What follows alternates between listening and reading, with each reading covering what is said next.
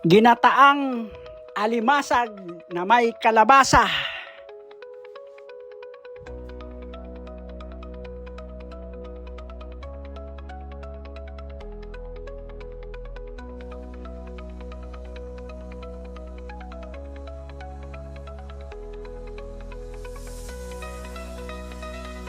Luto tayo, ginataang alimasag with kalabasa.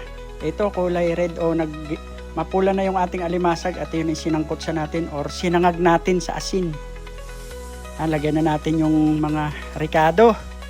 May luya, bawang, sibuyas.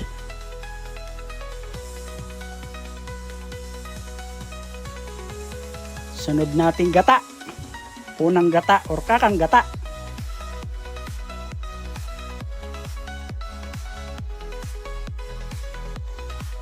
Lagay na rin natin ang kalabasa. Kalabasang maligat, masapog.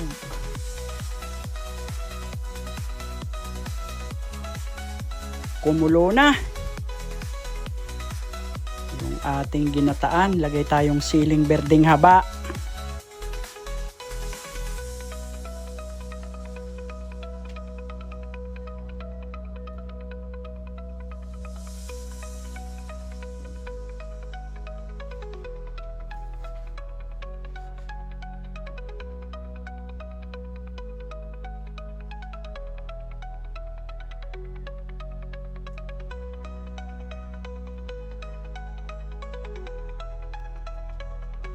Luto na itong ating ginataang alimasag na may kalabasa.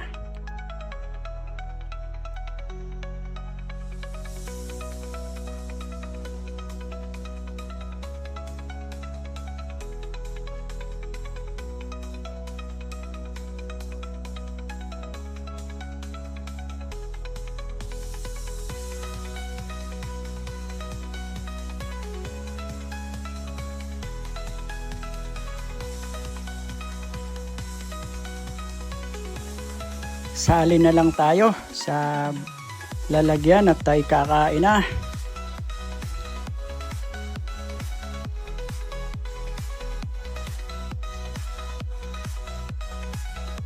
Ito, nakapagsali na tayo, nakapaglagay na tayo sa bowl. Itong ating ginataan, napakalapot ng kalabasa, sarap. Sarap isabaw sa kanin. Tapos magkakamay. Yun, malapot ang sabaw ng kalabasang maligat. Sa Bicol ay masapog, siram sana. Salamat po sa palagi niyong panonood ng aking video sa aking Facebook page. Paki-follow na lang po, saka paki-subscribe sa aking YouTube channel, Bicolanong Batanggenyo. Bicolanong Batanggenyo din po sa YouTube and Facebook. Please follow, subscribe, and like. Maraming salamat.